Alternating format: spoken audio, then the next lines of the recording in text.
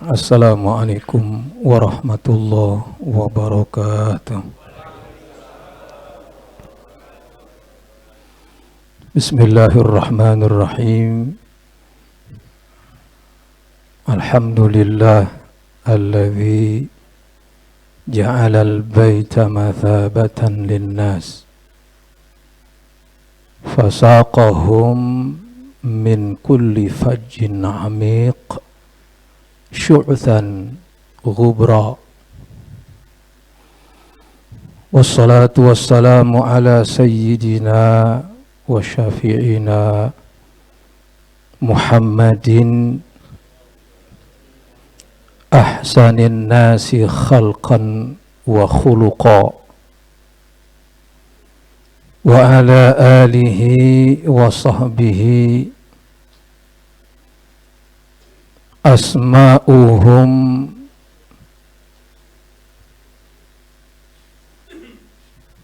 yatarafrafu fi sama'il ma'arifi rif'atan wa qadra. Amma ba'du, qala Allah subhanahu wa ta'ala fi kitabihil hakim wa huwa asdaqul qailin. A'udzu billahi minasy syaithanir rajim. Bismillahirrahmanirrahim. Walillahi 'alan nasi hajjul baiti man istata'a ilaihi sabila.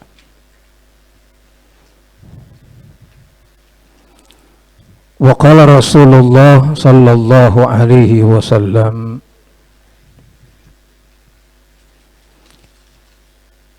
fima rawalana Abu Layth As-Samarqandi bisanadihi qala haddatsana Muhammad ibnu Dawud qala haddatsana Abu Abdullah Muhammad ibn Ahmad bin Zakaria bi isnadih qala haddatsana Muhammad ibn Abdullah qal haddatsana Asim ibnu Ali al-Baghdadi an Abi an Thaibin an Mujahidin an Abdullah ibn Abbas radhiyallahu ta'ala anhuma qal kunna ma'an nabiy sallallahu alaihi wasallam idh aqbalat ta'ifatun minal yamani faqalu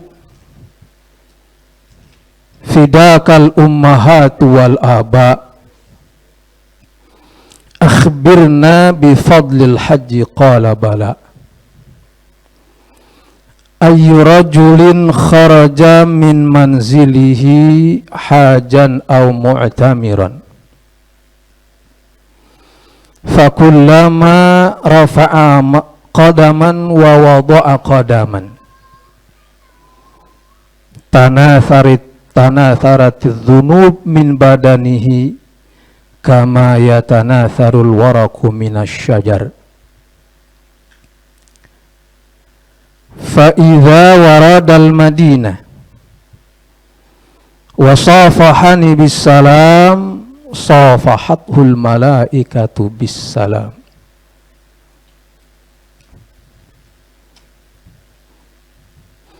fa idza warada dzal hulaifah wa gitasala tahharahullahu ta'ala minadh dhunub wa idza labisa thawbain jadidain jaddadallahu lahu minal hasanat wa idza qal labbaik Allahumma labbaik ajabahu rabbu bilabbaik wa sa'adaik asma'u kalamaka wa anzuru ilaik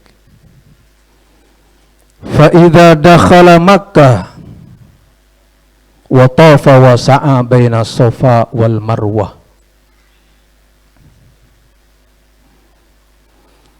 wasalahullahu lahu al-khairat fa idza waqafu bi Arafat wa dajjatil aswatu bil hajat bahallahu bihim malaikata sab'i samawat wa yaqul malaikati wa sukkana samawati wa izzati wa jalali wa karami la ahabannahum musi'ahum bimuhsinihim qad anfaqul amwal wa ad'abul abdan fa idza ramawul jimar wa halaqur ru'us wa zarul bait nada munadin min butnanil arsh irji'u maghfuran lakum wasta'niful amal. Sadaqallahul aliyyul azim wa sadaqa habibuhul karim. Yang saya hormati dan muliakan para guru yang telah duduk bersama kita dari awal acara. Guru kita Bapak Kiai Haji Muhammad Idris, Kiai Haji Bahrudin, Kiai Haji Badruddin, Kiai Haji Ahmad Ziyadi, Kiai Haji Kalimullah, Kiai Haji Muhammad Thayyib, Habib Sultan, dan para asatidzah lainnya yang mohon maaf tidak disebutkan satu persatu. Terutama buat calon jamaah haji kita yang insya Allah sebentar lagi beliau akan meninggalkan negara yang sangat beliau cintai ini, meninggalkan kediaman saudara kita Al-Ustadz Wawan Nur Fauzi. Semoga istri, anak, kerabat, teman-teman beserta murid-muridnya yang akan nanti ditinggalkan oleh beliau sementara waktu dalam rangka menjalankan salah satu kewajiban Islamnya, melaksanakan ibadah haji ke tanah suci Mekah dan Madinah dan sekitarnya. Doa kita pun mengiringi keberangkatan beliau. Semoga Allah Subhanahu wa ta'ala akan memberikan kemudahan sepanjang perjalanan sakral beliau, dari melangkahkan kakinya dari kediaman beliau sampai nanti di Mekah, Madinah, dan kota-kota suci lainnya, sampai pulang kembali bertemu lagi dengan kita dalam keadaan sehat walafiat, diberikan keselamatan oleh Allah Subhanahu wa ta'ala. Para hadirin kaum muslimin yang dirahmati Allah, jam sudah menunjukkan 10:15. Memang masih pada kuat apa ini? Matanya saya lihat udah kerayap-keriyep.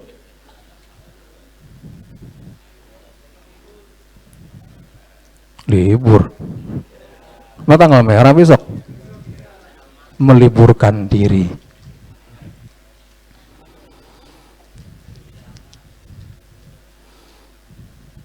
Sangat beruntung buat orang yang terpanggil untuk melakukan ibadah haji. Terutama untuk sahibul hajat, sahibul bait, masa penantian yang begitu panjang sebelumnya. Dari mulai ngasih DP 7 juta, 10 juta. Kalau Jakarta kan dulu kebagiannya setelahnya DP 7 tahun apa 6 tahun baru bisa berangkat. 7 tahun. Sudah mendekati hari haknya, abang corona datang. Tertunda lagi. Kurang lebih 2 tahun atau 3 tahun nih. Hah? 2 tahun kita di kerangkeng, nggak bisa keluar dengan bebas, jarak harus berjarak di mana saja. Tapi bapak-bapak bandel kalau di kamar, nggak ada aturan tuh jarak. Lengket tuh, kayak lem. Masa bodoh jaga jarak nggak ada yang ngeliat ini. Ya Bib ya. Tapi kalau kita sudah keluar kemarin-marin, banyak yang kepergok apabila kita saling berhimpitan, nggak sudi-sudi tuh, nggak segan-segan tuh menegur kita, bahkan menangkap kita. Sampai waktu sholat kita dikasih jarak. Nah kalau rombongan kita kan kagak betah. Emang biasanya kumpul kongko, duduk di balai, di bawah pohon jambu, tiba-tiba ada aturan kita jaga jarak. Tapi dengan kesabaran kita, Allah kemudian memberikan kemudahan buat kita sehingga kita kemudian bisa berkumpul berhimpit-himpitan lagi. Alhamdulillah. Ya nggak pakai masker nggak apa-apa, yang penting duduknya rapet tuh. Ini pakai masker tuh. Emang apa sih Pak pakai masker? Saya dia tadi ini AC kok kagak ada yang nyala ya? Ini biasanya kalau begini panitia takut turun listriknya nih. Biasanya atau aksesoris saja lah. Ngapain dipasang itu? Kan gitu. Setrumnya berat. Pertamax dikit lagi naik. Udah naik? Pertalite tapi Pertamax tuh. Udah. Pertalite sekarang nih. Ya Allah, ya sabar kita saudara, perintahnya begitu. Taikin semua, cabai nggak apa-apa, taikin. Paling nenek nyap-nyap di rumah. Kayak kemarin ada yang cerita sama saya, ngapa cerita lebaran kita ya? Ntar dulu haji dah, cerita lebaran dulu. Kelapa di malam hari sebelum takbiran itu masih 10.000, 20.000. Pas malam takbiran 40.000. Ini bini dikasih uang 200 buat bikin macem-macem. Harus ada pesor, harus ada tupat, harus ada sayur santen, harus ada daging opor, sapi, kebo. Oh kebo udah jarang dah sekarang dah. Sapi ngasih duit 200. Kata bininya, abang aja deh yang belanja dah pakai daster sono ke pasar. Lakinya suruh pakai daster. Memang apa sih Neng? Kagak dapet bang lah, itu aja kelapa diparut jadiin santan 40.000. Sisanya berapa? 160. Daging tikus gue beli ntar nih. Kemarin rame tuh di TV, sampai ditayangin tuh. Katanya itu daging bakso, daging tikus karena kelihatan buntutnya.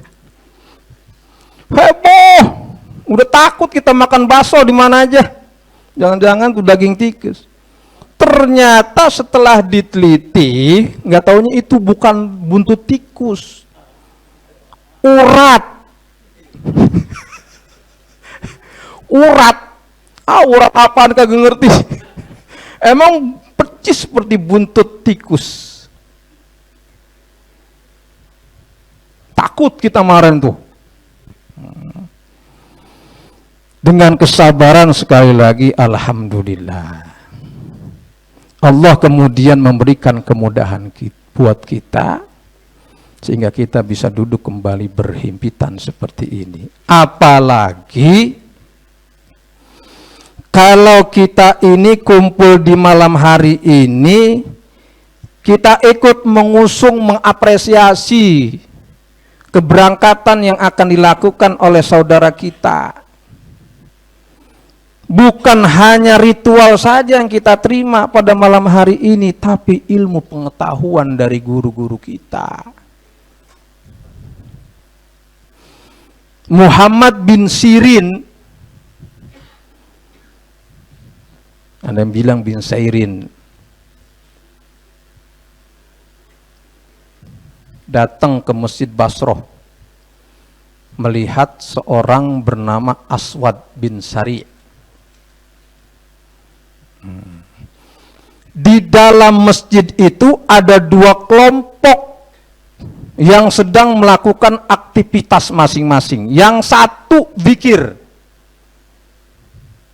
yang satu lagi membahas ilmu. Ini orang datang masuk ke situ bingung dalam hatinya, ini saya milih yang mana? Apakah ke majelis zikir, apakah ke majelis ilmu? Sampai dia sholat 2 rakaat masih dalam keadaan bimbang, tidak bisa milih tuh. Sampai dia keluar dari masjid itu dalam keadaan bimbang, tidak bisa milih. Di saat dia tidur dikasih mimpi oleh Allah, dikasih petunjuk, dikasih ilham. Jadi kalau kita mendapatkan petunjuk baik itu ilham. Dikasih petunjuk di saat tidurnya. Kata orang yang mengarahkan ini, kalau seandainya kemarin engkau duduk bersama orang-orang yang sedang menimba ilmu, pasti engkau mendapatkan Jibril duduk bersama engkau di situ. Itu majelis ilmu tuh. Majelis ilmu. Bukannya kita merendahkan majelis zikir, dalilnya beda. Itu kehebatan majelis ilmu. Sampai ibadah haji, seorang yang dipanggil oleh Allah ingin menjalankan tuh ibadah haji, harus ditopang dan didukung dengan keilmuan tentang haji dan umrohnya.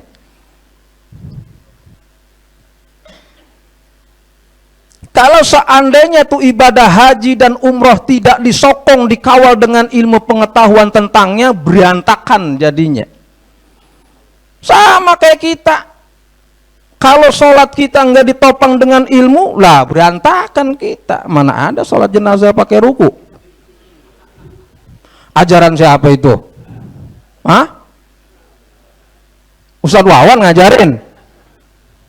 Saya jewer ntar di rumah kalau ngaji dia. Ada juga Abu Nawas dulu begitu. Alasannya ada aja. Apa ditiru sama orang Betawi? Ngapa lu tong pakai ruku? Lah mamang ini meninggal, Mbak. Kalau bukan mamang mah saya diri aja. Alasannya ada aja. Karena mamang yang meninggal dipakai ruku. Disuruh ngaji, memertua wajah tong yang ngaji. Dia nangis, Mbak. Dia nangis sejadi-jadinya. Saya kagak sanggup dah kalau ngaji. Kata mertuanya apa? Iya ini. Bahasa Arabnya paten banget. Jadi ada orang Betawi, ini saya cerita sih ya, tahu bener apa kagaknya. Tapi bisa kita jadikan bahan renungan buat kita. Janganlah kemudian kita melihat dari tampang seseorang. Belum tentu apa yang dia pakai sekualitas apa yang dia pahami ilmu dalam dirinya. Ya kalau cerita makanya jam 11:30 baru cerita, baru selesai ini. Beb, ada aki-aki pengen mungkut mantu, punya anak 2, perempuan 1, laki 1. Dalam hatinya nih aki-aki, gue pengen mantu gue kiai, bisa bahasa Arab paseh. Tiba-tiba lihat di empangnya itu ada orang pakai sarung, pakai baju koko, lagi mancing dia. Ini aki-aki ngeliat, tong, ini kayak calon abang lu nih. Mana, Pak? Oh, lu lagi mancing, lu tes bahasa Arabnya. Itu aja dah. Ya namanya bocah, duduk. Bang, Assalamualaikum, salam. Ngapain? Mancing. Dapat apaan? Ini kura-kura mesepat. Di empang dapat kura-kura mesepat. Ada juga gurame. Abang kayaknya di pesantren. Enggak sih, tong, mau pakaian aja. Bahasa Arabnya apa tuh kalau dapat itu? Lah gampang itu, tong. Dia kalim dia. Wasifatihi kurura.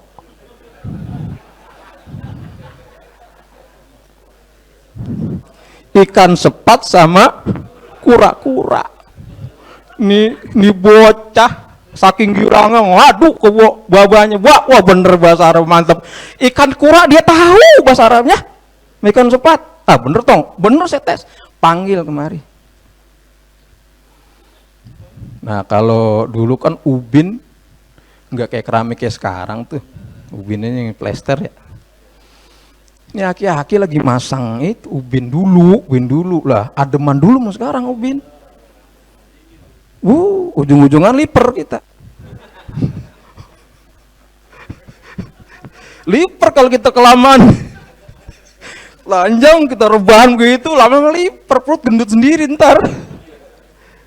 Pengalaman itu. Tangga saya pernah begitu, demon meleding. Ya orang Betawi ya. Tahu sendiri orang Betawi. Badan meleding, celana HW pakai peci haji.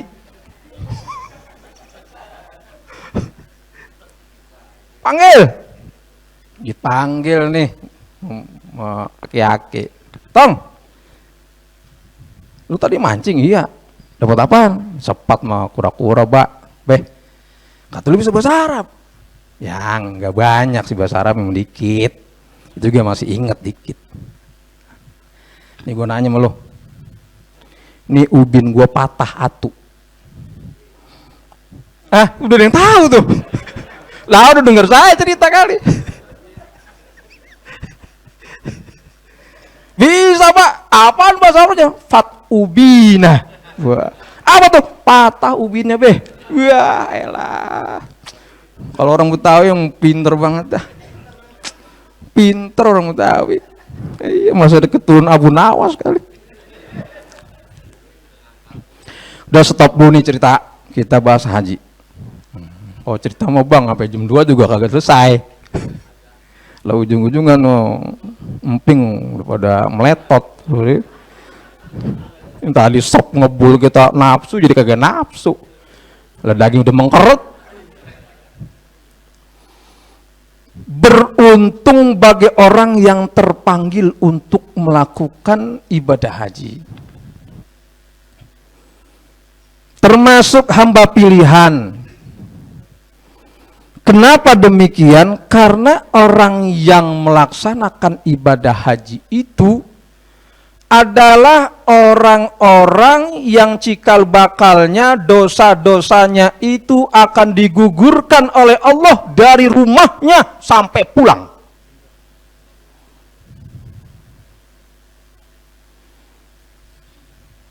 Nah itu kan tadi riwayat yang saya bawain tadi, riwayat Abdullah bin Abbas dari sanad awalnya sampai ke Nabi. Cuman besok-besok jangan nanya sanadnya lagi ya. Lagi kebetulan aja saya hafal. Takut lupa, Bib, takut lupa.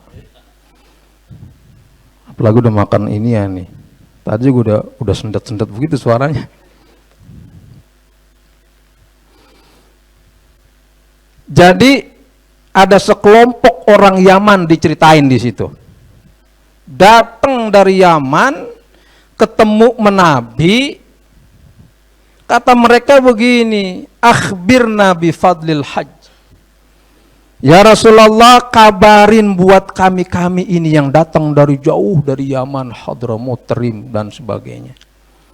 Ribuan kilometer mereka lakonin ke Mekah dan Madinah.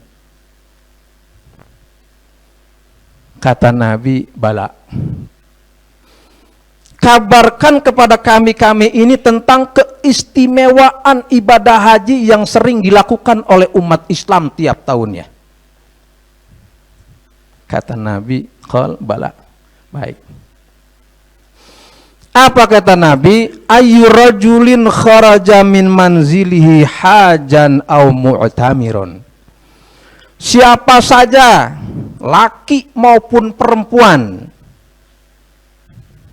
yang keluar dari rumahnya, tempat tinggalnya, dari negara yang dicintainya, dalam rangka ingin melakukan ibadah haji dan umroh, nih dijabarin oleh Nabi, fakullama rafa'a qadaman wa wada'a qadaman tanatharatidh dhunub min badanihi kama yatanatharul waraqu minasyajar. Yang pertama kata Nabi, kalau orang itu kemudian keluar dari rumahnya melangkahkan kakinya, itu setiap kali dia mengangkat satu kaki, kemudian meletakkan kakinya kembali ke tempat pijakan dia, itu dosa-dosanya berhamburan gugur dari awal dia ngangkat kakinya sampai ke tempat yang dia tuju. Dari rumahnya aja tuh jalan kaki, ya kalau kita kan modelnya pakai diarak tuh. Biasanya diadanin dulu, dikomatin dulu. Diadanin, dikomatin. Ini adzan dan qomat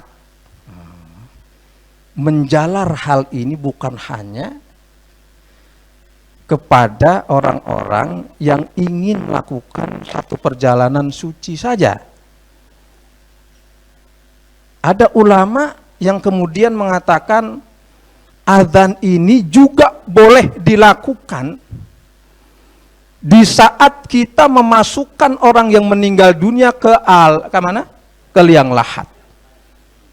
Atau di telinga bayi yang baru keluar dari rahim. Kan kudu ada alasannya. Kok bisa begitu? Ulama kita mengatakan di saat ada pergantian satu fase ke fase yang lain, kayak anak tadinya kan di alam rahim, pindah ke alam dunia. Orang yang meninggal dunia kan tadinya hidup, berpindah ke mati. Nah, di saat ada semacam perpindahan itu, dianjurkan pula buat kita untuk mengumandangkan adzan. Jadi ada pergantian. Ini Ibn Hajar Al-Haytami. Karena waktu saya ngajar banyak juga itu. Wah, begini. Ya kita ladenin. Dia kagak percaya sama kita. Ya kalau ada pisang, saya timpuk sama pisang. Saya waktu khutbah Jumat di Matraman, habis terakhir saya baca doa khutbah terakhir itu, dan hendak mau turun ke bawah menjadi imam sholat, saya bilang aqimis sholat. Saya kasih tahu si Bilal biar mengumandangkan qomat karena pengen udah selesai sholat saya dihampirin. Saya ngerti ini orang.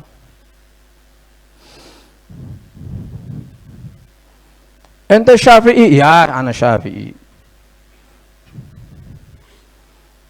Ente punya kitab-kitab Syafi'i? Alhamdulillah ada. Dari awal saya tahu nih, ini pasti nih mau negor saya masalah hati. Oh, nggak boleh tuh ada kalimat akimisholah dalam kitab Fathul Mu'in dan sebagainya, nggak ada. Nggak boleh ente. Tah dulu. Bener. Kalimat itu tambahan. Tapi ada larangan enggak dalam kitab-kitab itu yang mengatakan kita dilarang untuk menambahkan kalimat itu? Nggak ada, saudara. Lah kagak ada Fathul Mu'in.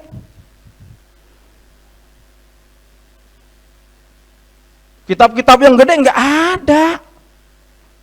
Cuman ada larangan nggak buat khotib. Ente cari sampai dengkul ente berbulu kagak dapet. Rupanya dia di LPBA dulu. Oh, nggak afdol.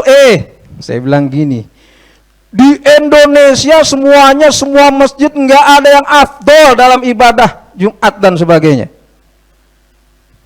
Loh kok begitu? Ente baca kan katanya ente Syafi'i. Ente baca aturan tuh di situ, adab etika ketika sholat. Nih, sejadah yang begini nih nggak afdol nih, karena bercorak. Nih, walaupun ada lafzul jalalahnya nggak afdol, karena mengganggu kekhusyuan kita. Yang polos, yang putih, bajunya putih lah, kita kadang-kadang bajunya banteng, maupun beringin. Allahu Akbar. Kan kadang-kadang sejadah tuh ada gambar ontak sama pohon korma yang menengok gini. Allahu Akbar. Fatihah sih Fatihah. Cuma dalam hatinya, ini kayaknya bikin salah nih. Seharusnya ontanya sebelah sini.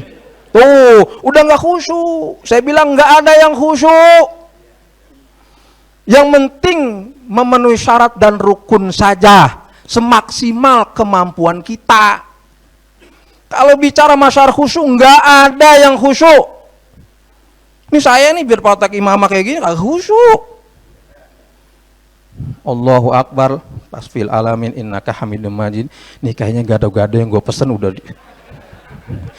Karena di Matraman tuh sebelum saya masuk masjid, emang ada nenek-nenek itu enak buat apa? Medok buat itu gado-gado. Beb, medok banget itu.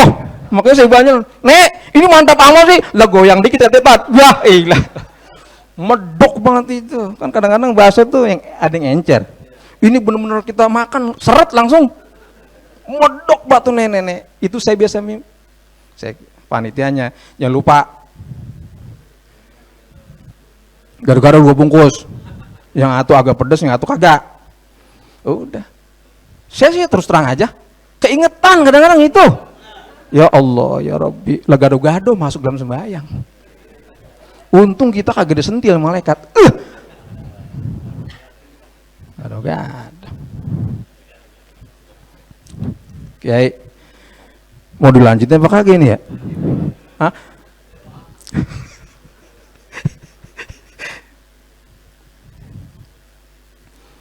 Tuh, dosa-dosa akan berguguran, digugurin sama Allah Subhanahu wa Ta'ala buat hamba-hambanya yang akan datang ke tanah suci Mekah dan Madinah dan tempat-tempat suci lainnya.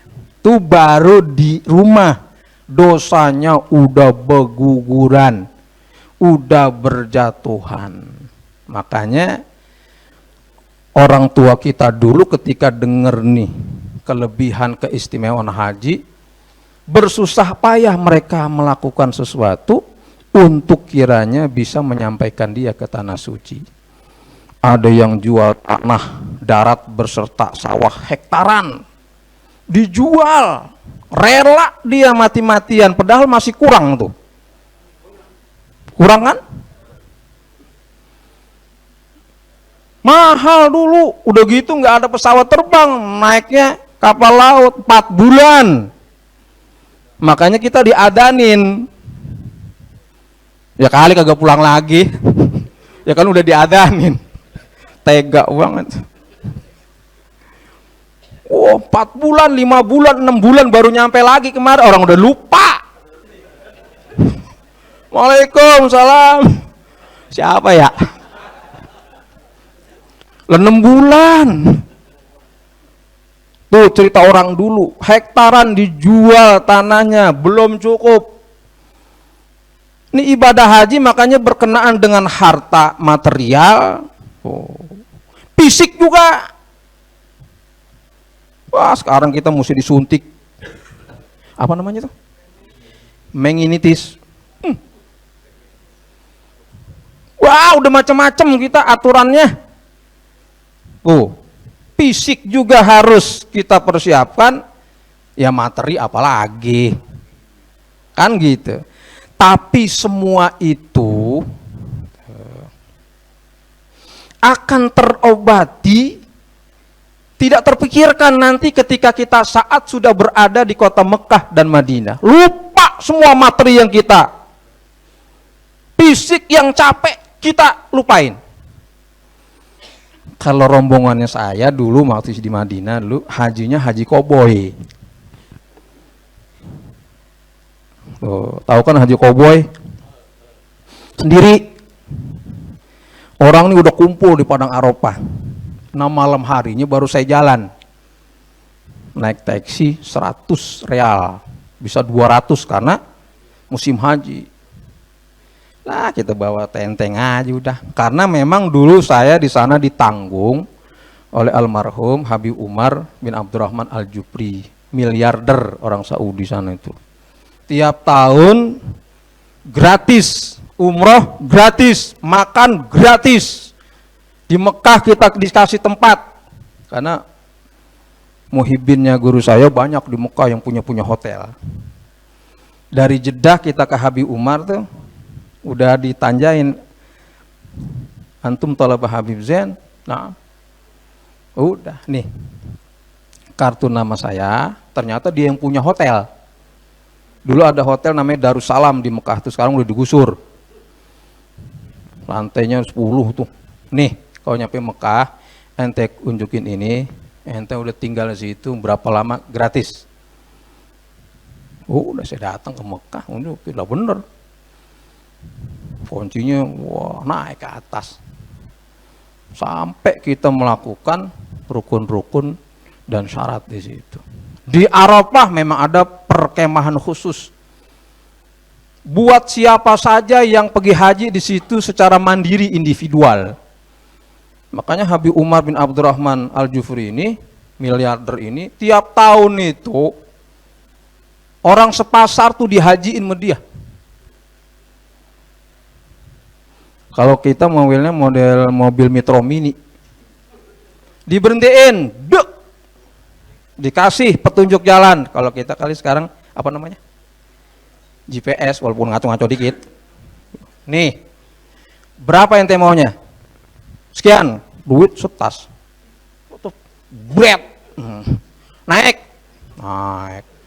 penuh, jalan. Metro Mini datang lagi, bret. Nih, berapa ente maunya? Sekian, bret, naik. Sampai ratusan. Tuh Habib Umar bin Abdurrahman Al-Jufri, Allah yarhamu. Jasanya banyak dengan murid-muridnya Habib Zain.